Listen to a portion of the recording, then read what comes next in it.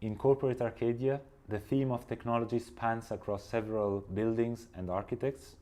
We start with André Jacquemin and his building Foncolin, very famous, built in '58, together with Jules Guabs. A first building that uses expressively precast concrete elements on the facade. We have Gordon Bunshaft monument for the Banque Lambert at the time, now ING, facing the King's Palace, also using precast concrete elements on the facade. We have a building by Konstantin Brodsky built in '83, Swift, for the banking services company Swift, using the same technology but introducing the insulation between several elements of the facade, and a building that was built by Brodsky together with Beaufil a few years after for the same company on the same site. And finally, we have a series of buildings of Philippe Samin, the Brusimo, an office building built on the European quarter using steel construction. We have the Belfius Bank built in place of the Martini Tower, and the Europa building that is the Council of the European Union new headquarters. So these buildings and the discourse of these architects show that technology is used as a prominent design tool, the primary field of their preoccupation, which is kind of unusual for architects in Belgium. The corporate building is often a testing ground for such technical solutions. Rationalization is necessary not only for the task, for the fact of the size of the building and the construction site, but also because it is a value that is endorsed by the company and that needs to be incorporated in the building. So technology works at various levels. It works in relation to technology. It works in relation to the corporate image of the client, and it works in relation to the building industry. We will see some examples. When Brodsky built Swift 1 in '83, the building needed to be compact, the distribution was reduced to a minimum, and on the technological side, every building component had been studied so as to render the construction site very easy, just a matter of assembling elements that had already been very studied. Something very different happened a few years later when the same company asked an internationally renowned architect, Beaufil, to design a second building on nearly the same site. This shows that functionalism was no longer at stake with the client, who was rather in search of an international image and also of a celebration of the building for the company.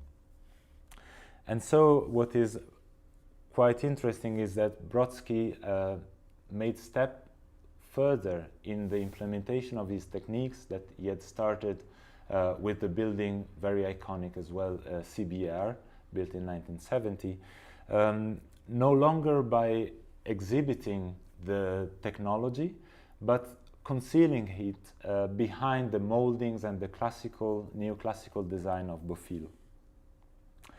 So this is an experience that also happened with the Foncolin building and with the career of André Jacquemin, where the yet sophisticated but still industrial look of the first building let room in the years 2000 to a very much more maybe ironic architecture, allusive with Gothic accent or exotic elements that you see in the Saphir building that is now built in place of the Foncolin.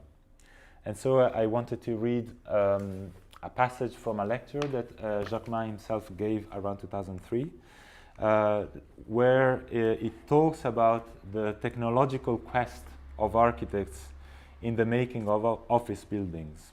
So he says, technology as an objective, to do it better and to do it more easily. For thousands of years, humankind has been seeking improvement.